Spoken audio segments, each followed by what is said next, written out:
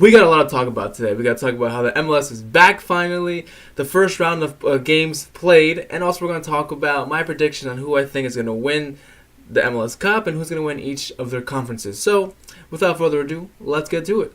But of course, if you guys love American soccer and you want to see it grow in this country, then hit the subscribe button, be part of the growth, and be part of the road to 1K squad, guys.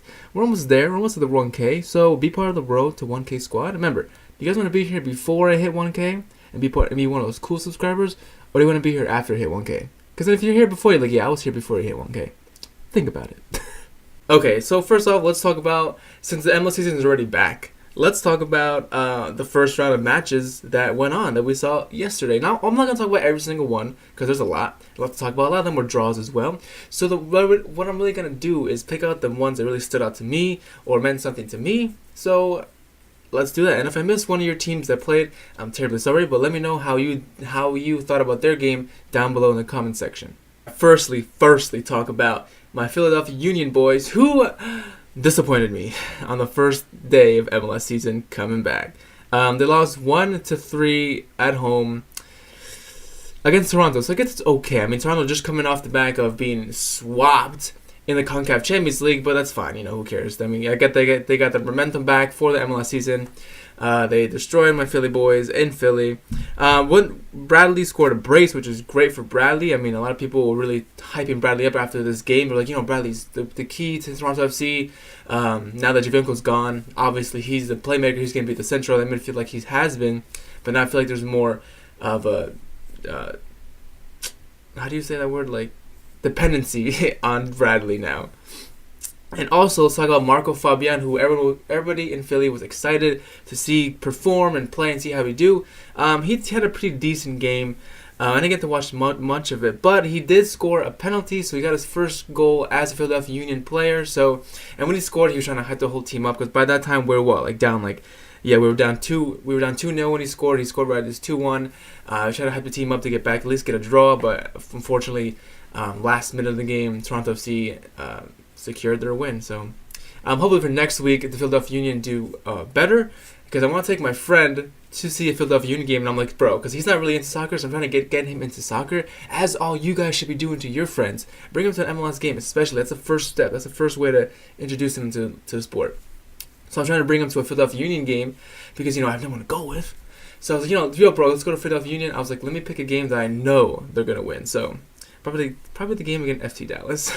The next game I want to talk about is obviously Ibrahimovic, the main man in MLS right now. LA Galaxy winning 2-1 against Chicago Fire.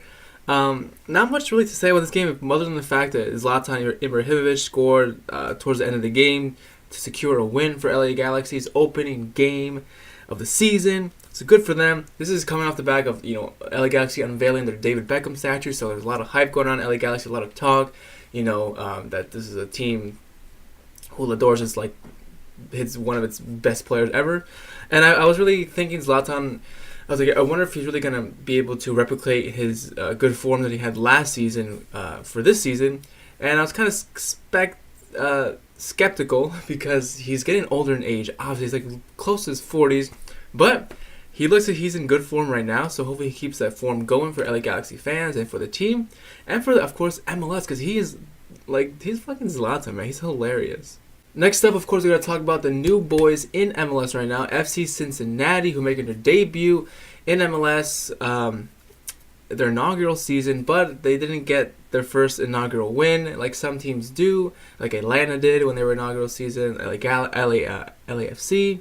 Unfortunately, they lost 4-1 away to Seattle Sounders. I really was hoping for a closer game in this matchup. FC Cincinnati did score the first goal. The first opener here was a beautiful fucking rocket outside the box shot for the first good MLS goal in history. But then, you know, Seattle Sounders turned on the gas and they were like, you know what, we're Seattle Sounders, we're at home, let's do it, let's win this game. And what really stood out for me is in this game is Jordan Morris. Jordan Morris is really a player who I was following when he first made his debut for Jurgen Klinsmann, when he was like still in Stanford. He came on as a sub, or I think he started the game against Mexico. He scored his first goal for U.S. men's national team against Mexico. I was like, dude, me and my mom watched him like live. We're like, dude, this guy's gonna be something great. And then when he was deciding if he wanted to continue school or go away and become a pro soccer player, and he chose a pro soccer player life, I was like, all right, this is going to be good. There's some teams in Germany probably who want him. Maybe a small team in England, somebody, maybe a La Liga team, anything like that would be great for him. But then he decided to stay in MLS, which is not a bad thing to do when you're a young player, because you can get some more growth, more development, and finally get a bigger move away. And then he had a big injury last season, so he really wasn't a key player for Seattle Sounders. But this time, I was like, I hope this injury didn't really like ruin his potential or anything, because he had a lot of potential.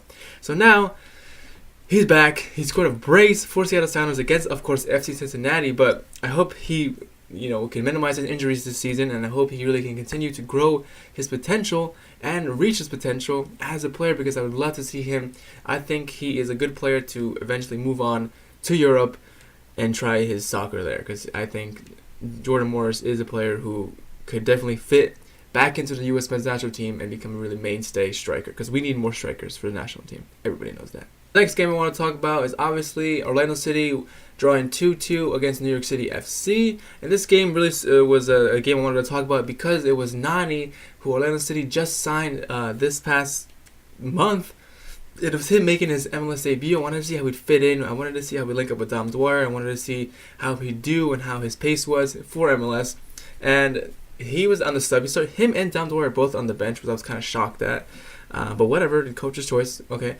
So, and then towards the end of the game, New York City FC were up 2-0 against Orlando in Orlando. So I was like, dude, this guy better switch it up. So he brings on Dom Dwyer, brings on Nani, and both of them together totally changed the whole dynamic of the team, and they got back a 2-2 draw. They could have gone for a win, but probably ran out of time, because I strongly think if they had more time, they could have won this game 3-2. But 2-2 is good enough for Orlando right now, because losing your MLS opener at home, not the best thing to do. So Nani and Dom Dwyer looked pretty good as a team, as a duo. Definitely gonna scare a lot of MLS defenders, a lot of MLS teams to go up against Nani and Dom Dwyer together. Again, I hope and I predict that both of them together will be a really main threat this season. The last game I want to talk about is probably the craziest game that went on this first round of games for this season, for this new 2019 season, and that was Colorado Rapids against Portland Timbers, who they draw 3-3 in Colorado. This game had everything. It had snow, it had freezing temperatures, it had a last-minute winner, had a red card, had an own goal, had like almost everything you want in a soccer game.